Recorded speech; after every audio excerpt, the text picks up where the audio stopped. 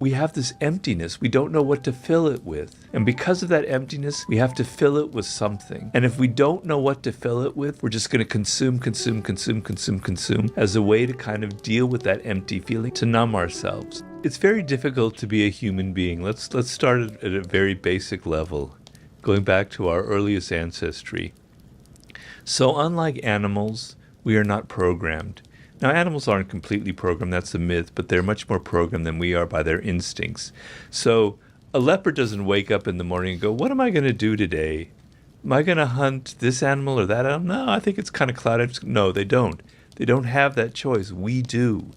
And that's what makes us aimless. That's what makes us wake up in the morning and go, man, what am I going to do?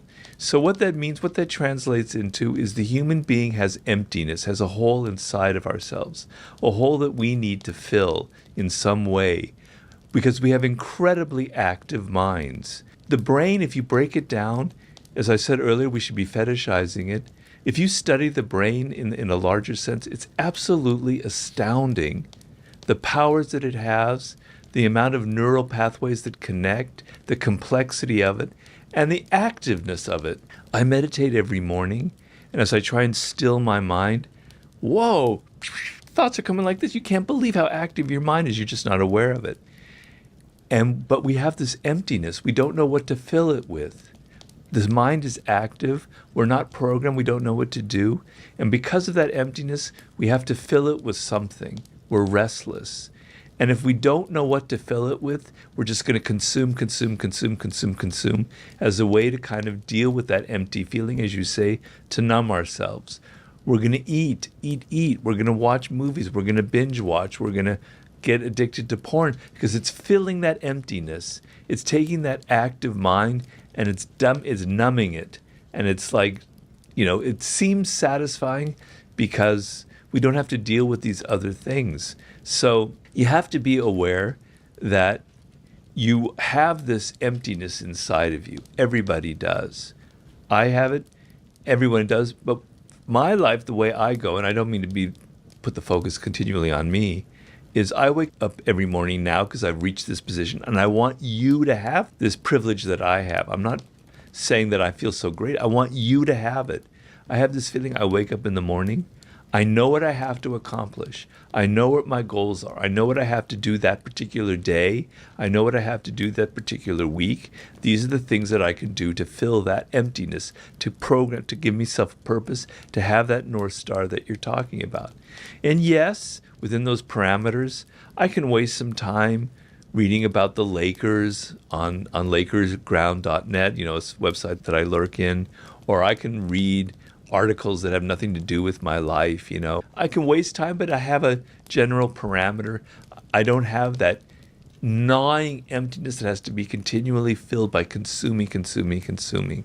So be aware that your mind is so active that you have to have something to fill it. But it's your choice whether you're just going to consume mindless stuff or you're going to actually use that restless, active brain of yours and put it to some incredible function. How do they figure out what incredible function to put it to? Well, that's the $1 million question, and that's why I wrote my 5th book, Mastery. So I have a chapter 1 in Mastery called Discover Your Life's Task. And it's not easy, and I don't have like a formula for it, but I kind of lay out the process that could lead you to it. If you're 22 or younger, then it's pretty clear what you have to do, and it's not so difficult. If you're 29, 30, it gets more complicated. If you're 40, it's very difficult. If you're 50, it's almost impossible. So the younger you go through this process, the better. And what it entails is figuring out what makes you unique in life. And I don't mean like total weirdness unique. I don't mean that you have to be like some flamboyant rock star, et cetera, et cetera. It can be what makes you unique as an entrepreneur, as a business person, what makes you unique as a social individual, as somebody who likes to interact with people, what makes you unique in any endeavor, right? Going into looking at your childhood and being honest with yourself and saying, I'm mentioning this thing now that I'm 22, but it's not really me. It's what my parents want me to be interested in. It's not really me because it's what other peers think is cool right now. It's not really me because of blah, blah, blah, blah, blah. What is really me? Okay? So you got to peel away these layers and you got to come at. So when you were born, I liken to it, a seed is planted. That seed is your uniqueness because your DNA has never existed in the history of the universe and never will exist again. Okay, it's impossible. It's so unique. B, your parents are not like any other parents, and they're going to raise you in a way that's different from any other parenting couple history. C, you're going to have early experiences that are not like anybody else.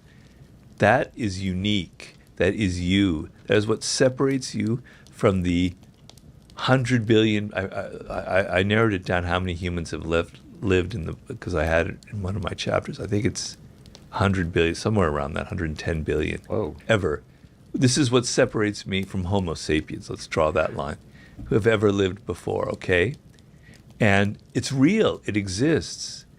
And it's not like a single thing. It's not like, oh, I was meant to be a fireman. Oh, I was meant to be a politician. It's vaguer than that.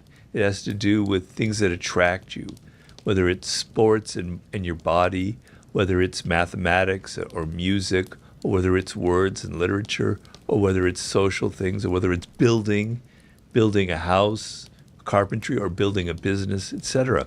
What is it that excites me? What is it that I'm drawn towards? What I call your primal inclinations. Going through that process and figuring out, digging up that seed and figuring out what it is should be the most exciting process in your life. Because if you do it, all the stuff that we're talking about, all the bad circumstances of the world, everything you're facing, you will reverse that power. You will discover your superpower. You will be motivated. You will find the energy, right? You will know what to ignore. It's not worth my time to be watching this podcast or reading this book. It's not worth my time to be wasting my energy doing this, that, or the other. I know what I want, okay? When you're 21 or 22, man, you can go, if you figure that out, it doesn't have to be so specific. It just has to be, this is the general direction I want in my life. These are the people that I want to end up being like, even though I'm going to be myself within those parameters. Then the world will open up for you and you'll have a little bit of that radar that will guide you through life. If you're 30 years old, it's different. In the 30 years old, you go through the thing of, where did I go wrong? Because you wouldn't be going through this process unless you went wrong. If you were going right, then you can ignore everything. Most likely, where did I go wrong? Why am I in this shit job? Why am I unhappy? Why am I drinking? Why am I addicted to this, that, or the other thing? My frustration, my unhappiness is speaking to me. It's telling me something. It's telling me that I took a wrong turn. All right, now go back and figure out where you took the wrong turn and what it was, how you can perhaps correct your path.